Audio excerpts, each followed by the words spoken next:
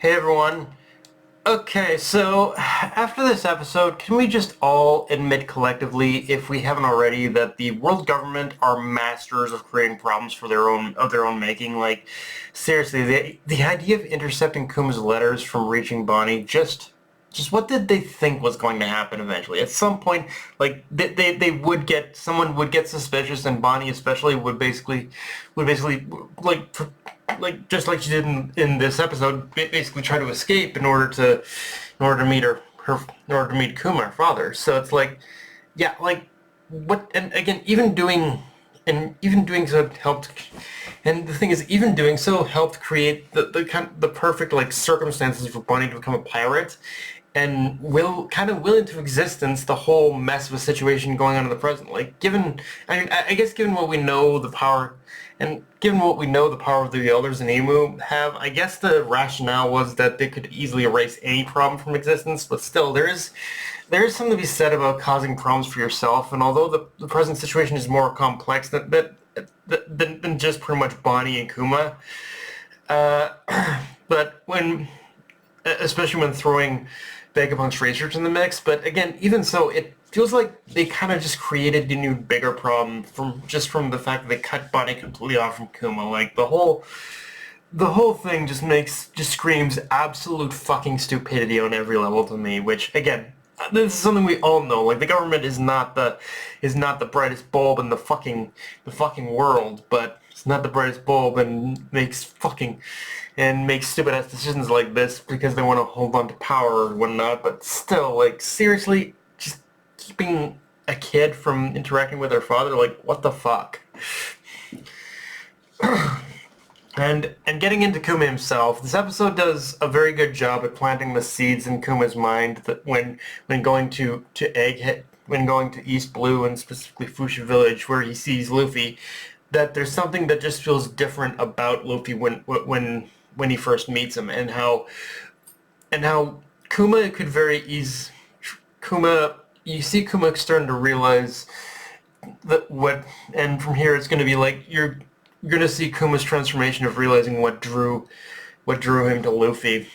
Although, talking about Kuma himself, I feel one thing this episode did really well is showing the irony of this situation after becoming a warlord, that despite having to do the bidding of the government, it was also during that time where he kind of felt the most free, because he was allowed to explore many different corners of the world, allowed to kind of just explore to basically his heart's content, free from persecution by the government, which, granted, does make the eventuality of him losing himself all the more tragic. But I think it does add a new layer of showing he lived his life to the fullest and had no regrets about any of the choices he made, even as he lost himself to the pacifista programming. I think the only I think maybe the only regret he did have is he never got to see Bonnie one last time, and the fact that none of his letters ever reached Bonnie either without him knowing, again, kind of only makes the situation worse. Uh, and yeah, just pretty much a shout out to Queen Connie this entire episode, being that surrogate grandmother for Bonnie, like helping her with everything she needed to escape the government and go out to sea to find Kuma. Like, now, much like the manga, I do still question, I guess, a child going out to sea, but knowing her entire crew is made up of people from Sorbet Kingdom and who are loyal to King Kuma and who are adults, it does kind of even the situation out a bit. But yeah, just the idea of like a child becoming a pirate is kind of weird. It's kind of weird, even with Bonnie's abilities. But yeah, getting back to Queen Connie though, it's one of those things where I love just how much of an influence she has had on Bonnie's life. Like, if Kuma was the one who raised her and saved her, it's Connie that helped her start living again, because honestly,